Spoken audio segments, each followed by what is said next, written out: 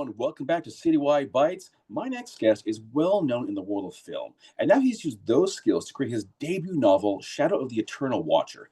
Josh Mendoza joins me. Josh, welcome to the show. It's great to have you here. Thanks for having me, Max. I'm excited to be here and talk about craft, talk about writing, talk about books. Let's do it. Let's do it, man. All right. So, why don't we start with a quick walkthrough as to what this book is all about? Yeah. So Shadow of the Eternal Watcher follows a down-on-his luck detective, kind of the classic noir, uh, LA noir loser detective, right? He's hit rock bottom, or at least he thinks he has.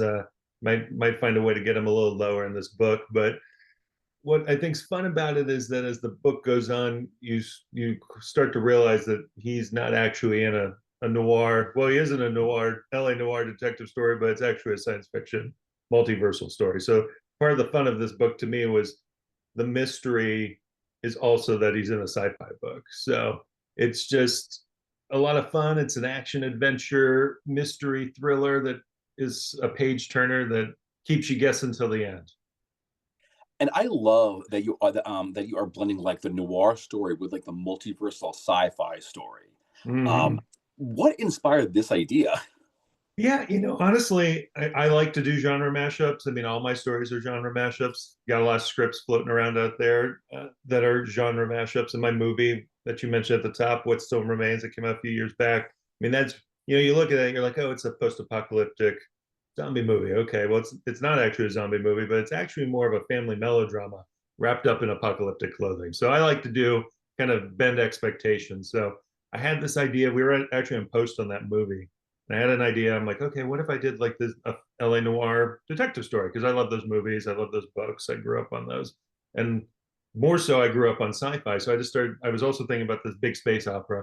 And then, my brain, I'm just like, what if I mashed them together and tried to figure out how to do that, but not actually just have it be like detective in space, like have it be like detective on Earth and try to do something different. So, yeah, honestly, it just started growing from there. I started thinking, okay, well, what's he trying to do? What's the mystery? And I also was really concerned. Obviously, it's gotten bigger with the multiversal stuff with Marvel in the last few years. When I was writing this, I mean, that was big in the comics. It wasn't as big in the movies, right? And when I think multiverse, I'm going back way far. When I was a kid watching reruns of like old Twilight Zone, watching like old Star Trek Mirror Mirror. I mean, that's what I think of. So I mean, I was like, well, how do I do something different? Because in those, it's always everyone has a duplicate. So in this story, not everyone has a duplicate. There aren't myriad universe. Well, there are myriad universes, but as far as people can tell, humans are only in two of them, and they run side by side with each other. And we'll see if that stays true in future editions. But the people who do have duplicates are able to do special things between these two universes. So that was kind of my different take on it, and it was just fun to try to bend expectations. You take the trope, you take the stereotypes of those tropes, and we like those things too. That's why we like those stories. But then how do you bend them? How do you break them? And how do you do cool new things with them? And that was a challenge with the story, and it was fun too. And is this final version? Was this like your first idea, or did it Mm. undergo like a lot of like revisions as you went along? You know, all writing is revising, right? I mean, I forget who said it. It might have been Gaiman. I mean, it's like all great writers get to the end of their first draft and then go back and make it look like they had a good plan the whole time, right? So I think that's a bit of exaggeration. I think you do have plans, but it evolves as you go. And I like to listen to my characters. I like to let them do things that surprise me. I try to get lost in the story and see where it goes. And I think if you're too beholden to your outlines, sometimes the story suffers. And character is so important when you write a story.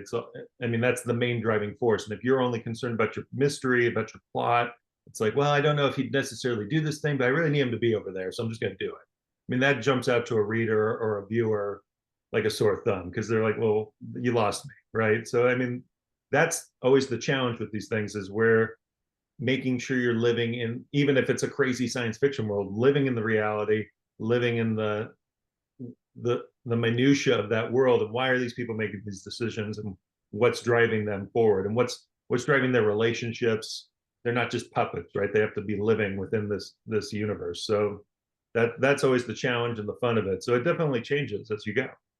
Yeah, I'll bet. Yeah. Now let us talk about your protagonist, Duster Rains, which is a Mm-hmm. great name for Thank like you. this like LA noir detective. Like I read that, thought perfect. I love it.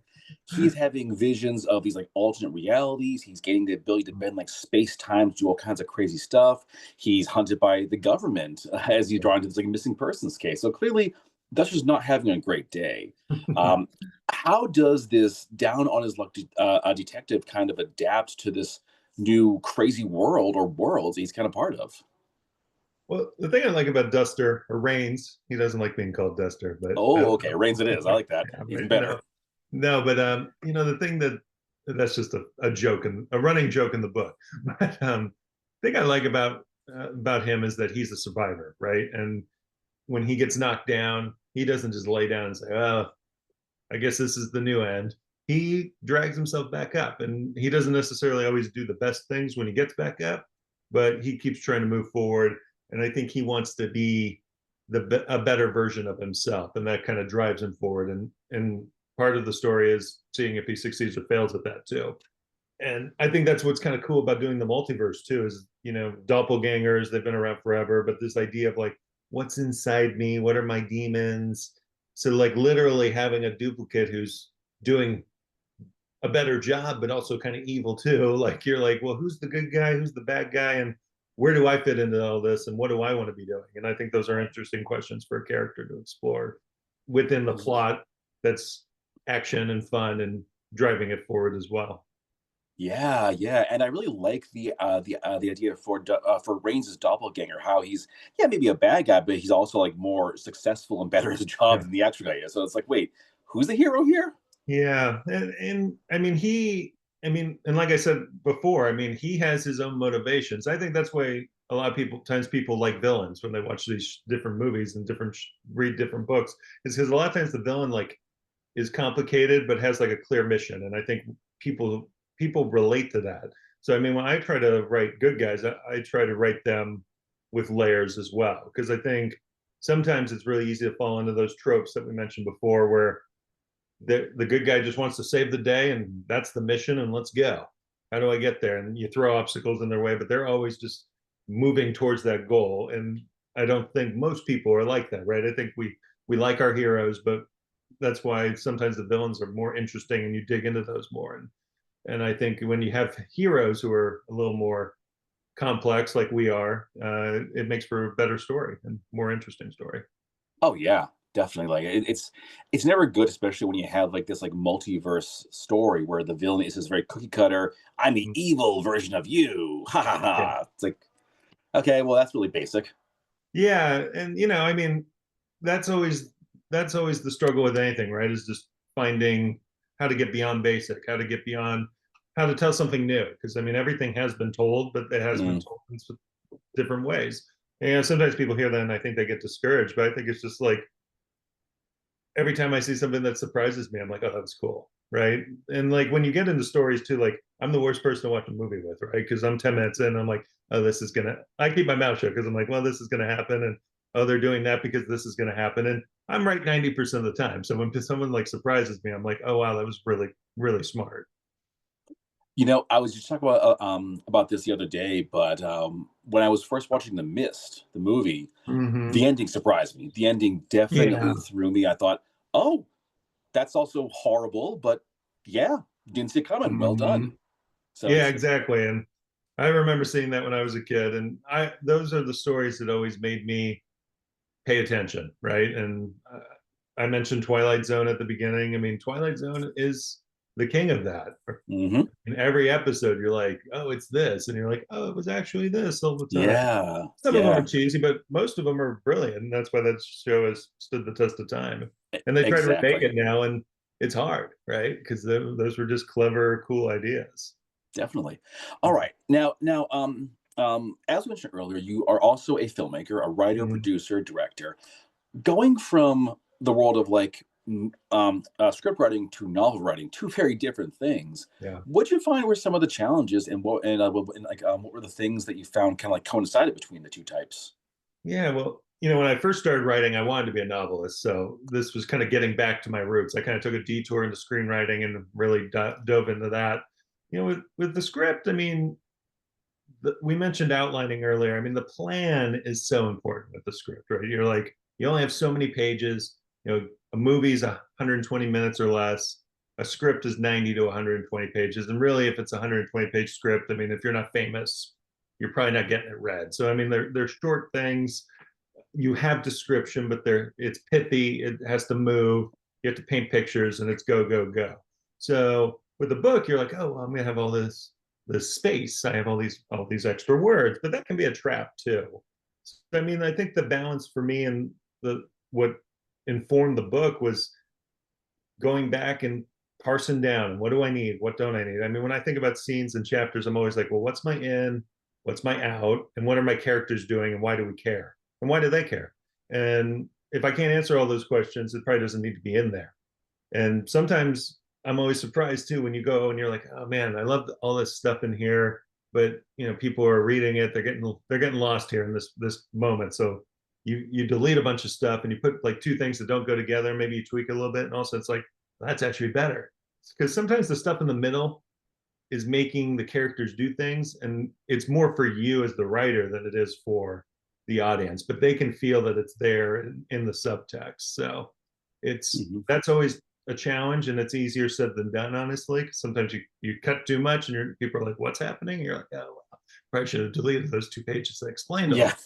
like, so it's always a back and forth. And like I said earlier, I mean, writing is rewriting, and you're just trying to find that perfect sauce that at a certain point you're like, all right, this is it, I'm going to put it out there, because they're never perfect, right? But at a certain point you're like, I'm releasing this into the wild, let's see what happens.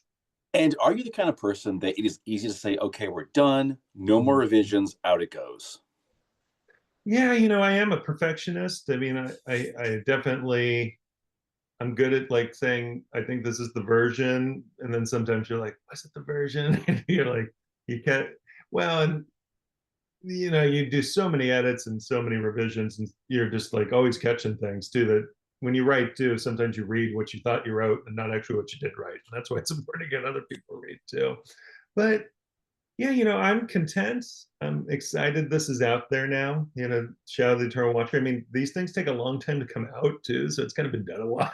And you're like, all right, can we just release it already? So it's exciting. It's finally out. It's exciting. I'm talking about it. It's exciting. Strangers are reading it. Your friends always read them, or at least buy them, and send them on their shelves. But it's cool that strangers are reading it and contacting, and you see the reviews start to roll in. So that's a good feeling too. And I do this to tell stories. I mean, I have a lot of stories inside me. I've always wanted to be a storyteller. I've always wanted to make things. So movies and books, I do them because I want other people to enjoy them and have fun. So it's cool to see that actually occur when it gets out there too. Okay.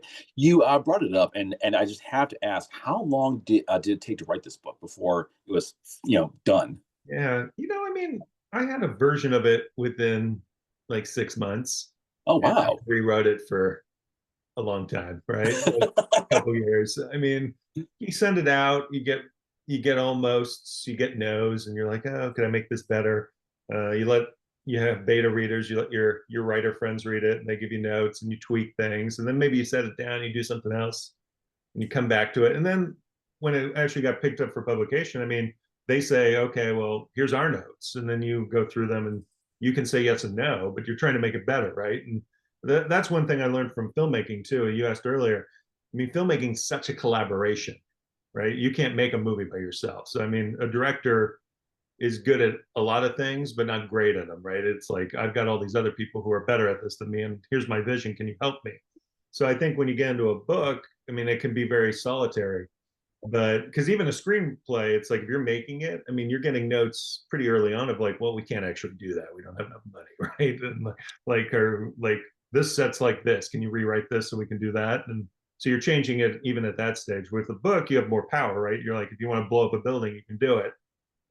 But you get the notes, and you should listen. And sometimes people will say things, and they'll say, I think you should do it like this and change it to that. You're like, no, that's a bad idea.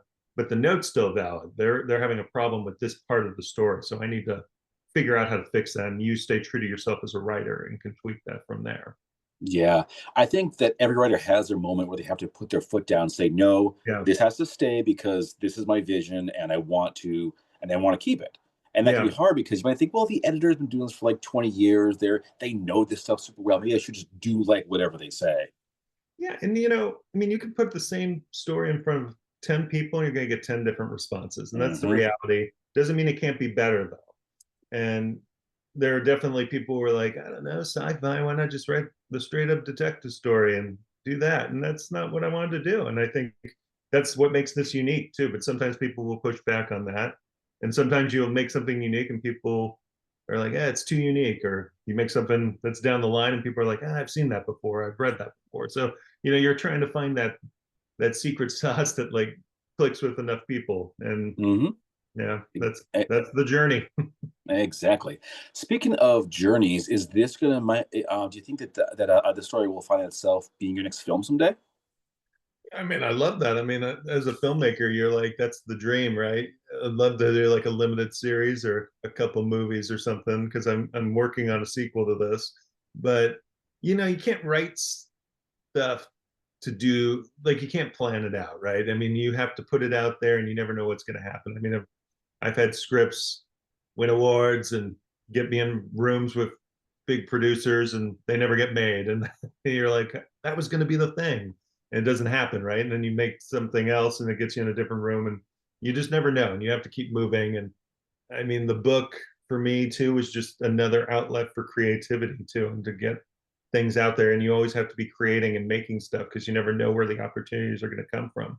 And it may be 5 years from now, I read something else and that blows up, and then people are like, "Well, why don't we make a movie out of this?" You never know, right? So like, I just keep trying to move forward, and you can't attach success into one specific thing in this industry because you'll be disappointed too. So you just keep moving forward and keep trying to just do it for the love of it too.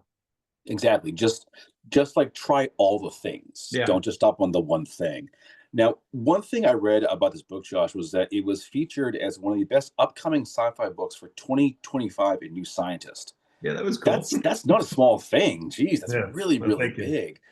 Getting those kinds of accolades as a writer, does that make you like second guess like, oh, I gotta do a lot better because now like, the world is watching basically. Well, you just inevitably too. I mean, this is kind of piggybacking on what I was just saying, but Mhm. you finish something and someone's like, "Well, what else you got? What's next? What else are you gonna do?" And you're like, "Why didn't you read that thing? Like, why don't you read that?" But you're Yeah. just always trying to push it. And I mean, I would love it if hundreds of millions of people read it, right? I mean, that's like why you did it. So I mean, does it put pressure on you? I mean, I just put a lot of pressure on myself to be the best I can be, and I'm always trying to make the best stories. So I think that it gets back to that perfectionist part of me. And like you said, you have to let go sometimes and put it out there and just live with it and take the criticism and the positivity and try to live with the positivity a little bit too. It's tough in this world we live in where there's a Oh lot of yeah. negativity out there, right? Oh my God, it is really hard. I think especially for artists because this is their baby in a lot Yeah. of cases. This is a result of years of work. And to have some guy on Twitter say, "Oh, this is a piece of shit. I would never read it." It's that can be hard to take.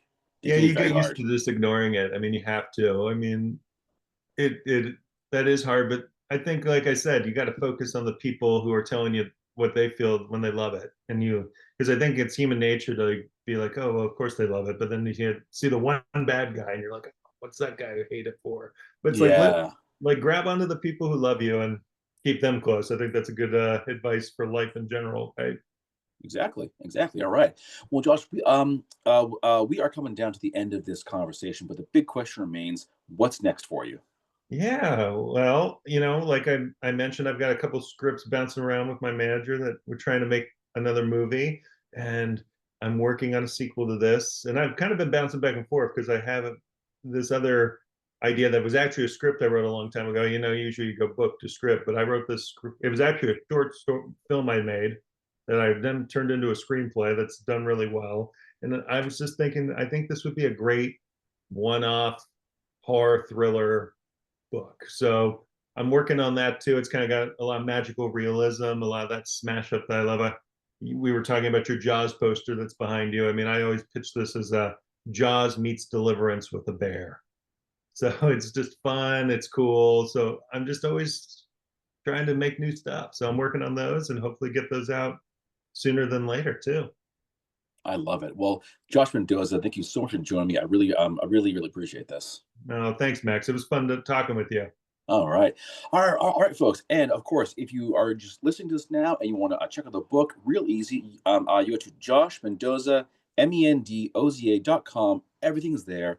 Yeah. Pick up your copy of Shadow of the Eternal Watcher. Check out his movies. Follow his socials. We always say this, folks. Just, follow each other, support each other. It makes everything better. And thank you, of course, for listening. And we'll see you all next time. Thanks for listening.